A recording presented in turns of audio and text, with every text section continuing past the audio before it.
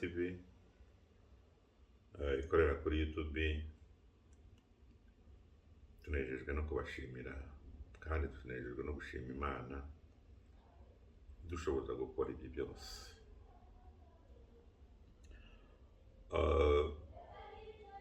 Kuba mukurikiriye ibyo dukora babiha agaciro n'izindi mbaraga mutwongera. Turashima Imana rero idushoboza, namwe ubwanyu turabashimira ko mubikurikira. Uyu mwanya tugiye gusobanura kurota wigana n'abana ba garidiyene, abana bato. Uri umuntu mukuru ariko ukabona uri kwigana n'abana batoya,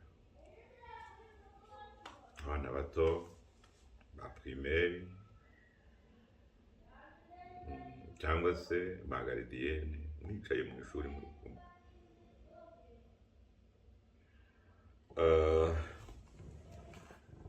Ni message Imana ibiguhaye yuko ugomba gutera intambwe mu byo kwizera. Kwizera kwawe ni guke cyane. Kwizera ni guke. Ugomba gutera intambwe mu byo kwizera. Ese ubundi umunzani cyangwa se igipimo gipima kwizera ni ikihe? Kwizera kwawe ngira ngo nkubwire igipimo kigupima kugira ngo umenye ko uri hasi mu kwizera cyangwa se ufite kwizera kwinshi. Igipimo gipima kwizera ni ijambo ry'Imana. Ubundi kwizera k'umuntu, k'umukristo, upimwa n'ijambo ry'Imana, ariko ijambo ry'Imana ubasha gushyira mu bikorwa. Atari ugupfa kuryumva gusa. Yakobo 1:22 haravuga ngo atari ugupfa kuryumva gusa, ahubwo ari ukuryumvira. Kuko ngo uryumva ntaryumvire ameze nk'umuntu wirebera mu ndorerwamo, ngo hanyuma indorerwamo yamwereka icyo atunganya, yarangiza ngo yasohoka indorerwamo akayirambika hasi akibagirwa. Rero kubera gutesha agaciro ijambo ry'Imana, abantu bakaryumva basigaye barivuga nk'uko bavuga amahamba y'inka cyangwa se amayombo y'inka. Basigaye bavuga nk'abogeza umupira cyangwa abogeza ibindi bikino, izindi spectacle. Nta muntu n'umwe ufite igitekerezo cyo gushyira ijambo ry'Imana mu bikorwa. Kwizera rero naho kwagabanukiye. Mu ijambo ry'Imana hari ibyo Imana itubuza. Mu ijambo ry'Imana hari ibyo Imana itwemerera. Mu ijambo ry'Imana hari ibyo Imana itubwira ngo nimubishyire umutima, mubishimikire, mubikore. Hari n'ibyo Imana itubuza kuvuga ngo ni ikizira kuri yo. Hari n'ibyo Imana idushishikariza gukora. Iyo rero ugiye mu ijambo ry'Imana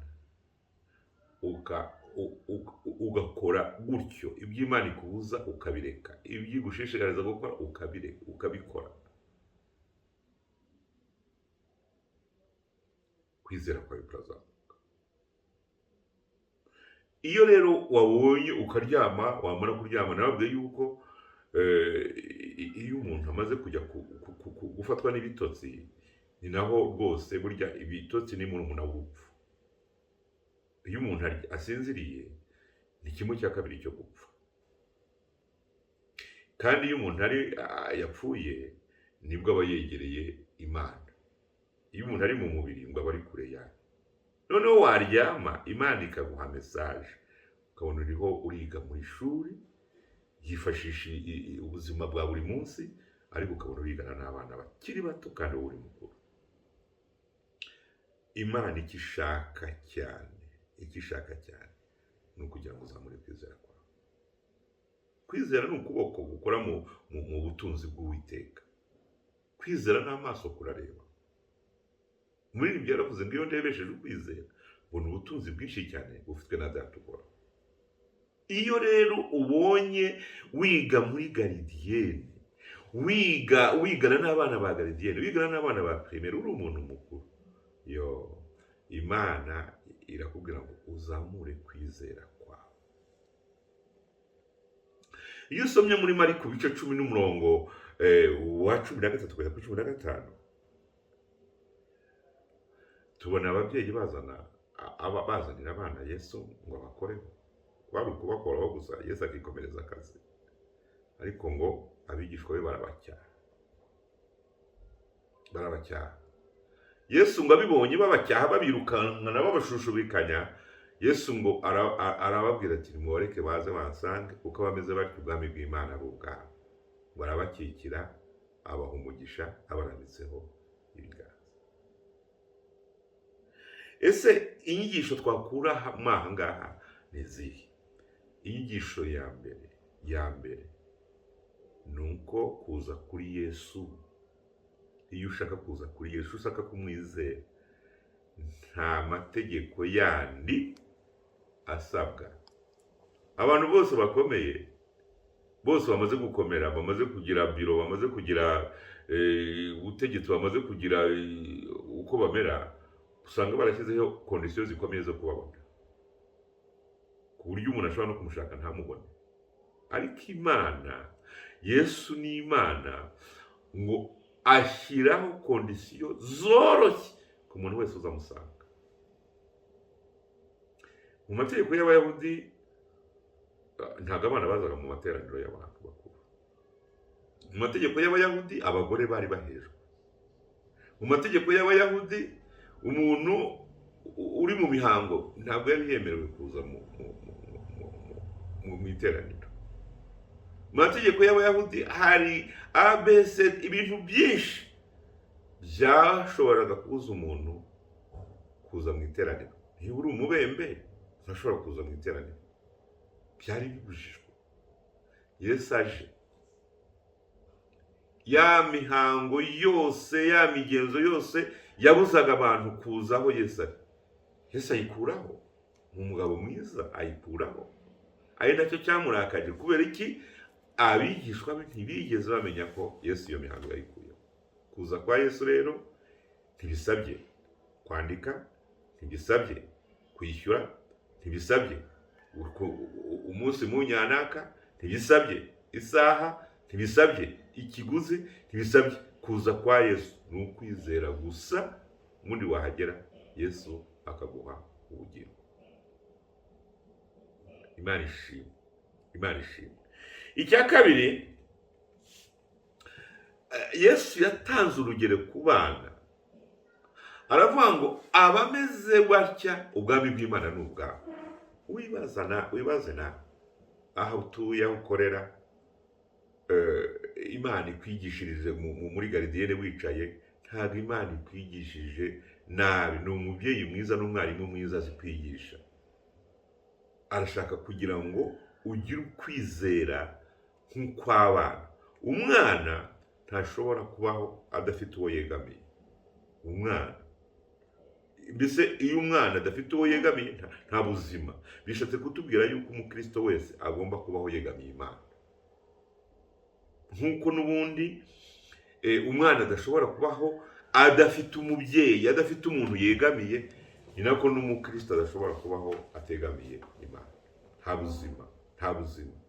Ifi iyo ivuye mu mazi irapfa, byanze bikunze, ubuzima bwo buba burangiye. Ariko iyo iri mu mazi ikubita umusomyo, igira gutya, imanuka, izamuka, ariko ubuzima bwayo ni amazi. Ubuzima bw'umukristo ni Imana. Ntabwo ari ibyo kurya, kuko turagiye tubona abantu bose bagiye bishingikiriza Imana nta n'ibyo kurya bafite.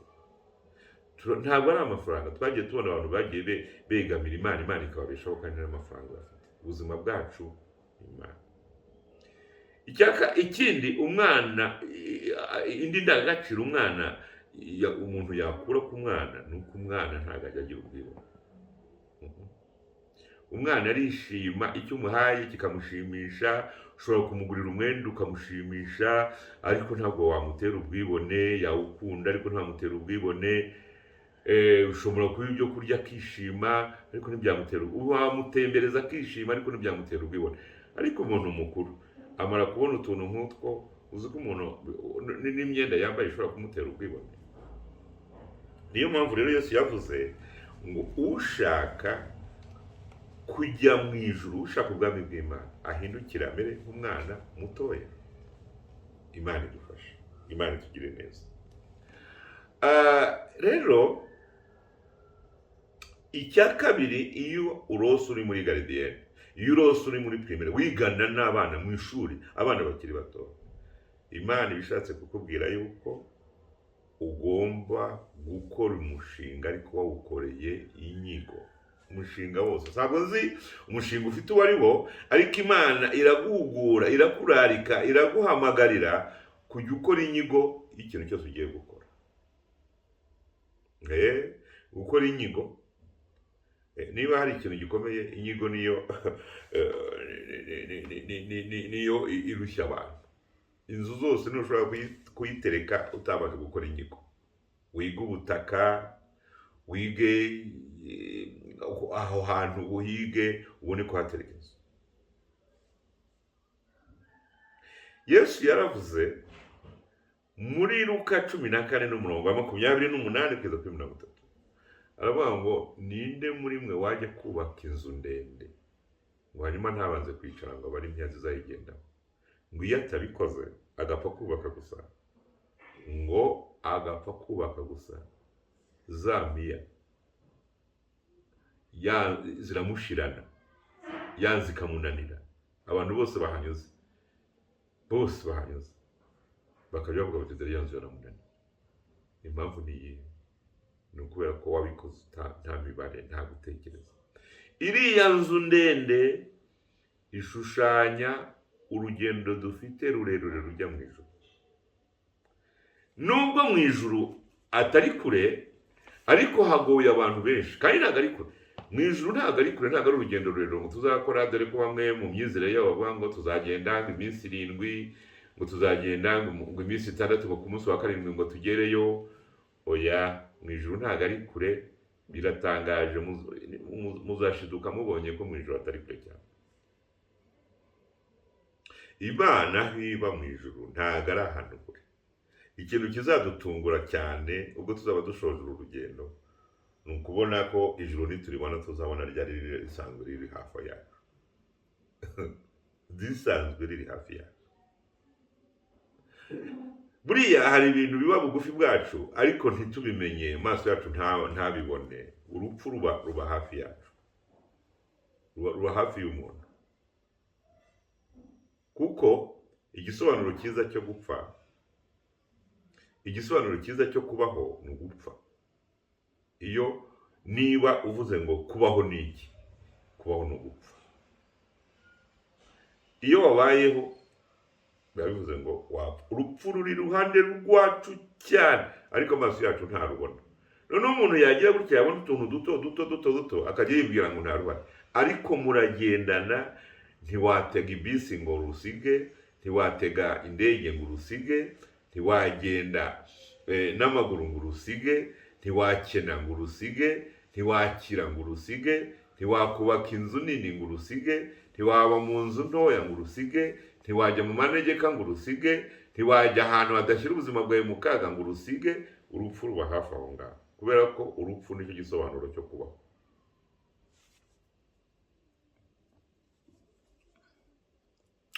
Rero ubu buzima tubamo ni ngombwa ngo wicare utekereze. Uru rugendo rwagoye abantu rutekerezeho. Abisirayeli bava mu Egiputa, urugendo rw'iminsi 11 ugenda witonze n'amaguru, ruva mu Egiputa rugera i Kanani, barugenze imyaka 40. Imyaka 40, urugendo rw'iminsi 11. Uruvuga ngo hari bugufi. Iyo urebye urugendo rw'Abisirayeli, bagendaga basubira aho bavuye, bagera hari inkingi ikongera ikabamanukana ikabasubiza iyo bavuye, bagera i Kadeshi ikabamanukana ikabajyana i Mara, yabavana imari ikongera ikabazamukana ikabajyana horuma, yabavana haruma ikongera ikabasubiza hakadeshi. Niko urugendo rwari. Uru rugendo rw'iminsi 11 n'amaguru barugenze imyaka 40. Mujya mwibaza yuko se Kanani na Egiputa bitari byegeranye?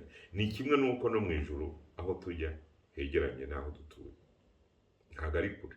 Ariko urugendo rwananiye abo bantu, n'ubwo urugendo ari rugufi, rwajemo polemike, rwajemo ibibazo. Nshuti yanjye rero, impamvu ni iyihe? Kwa Yesu uru rugendo rujya mu ijuru abantu bazanyemo n'amarangamutima, baza batigeze babitekereza.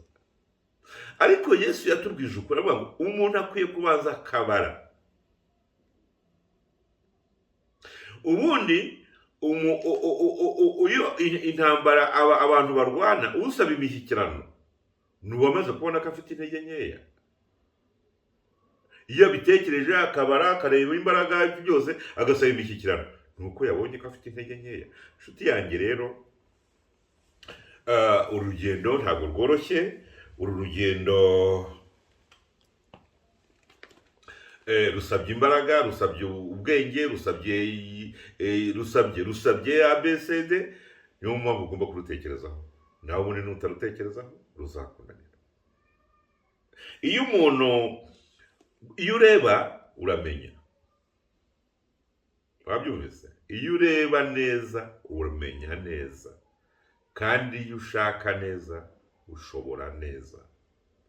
Gushaka n'ugushobora. Ibyo bintu ndabikwifurije. Imana ibaho umugisha, Imana ibagirire neza, kandi Imana ikomeze kubaganiriza, kandi Imana ikomeze kubitaho.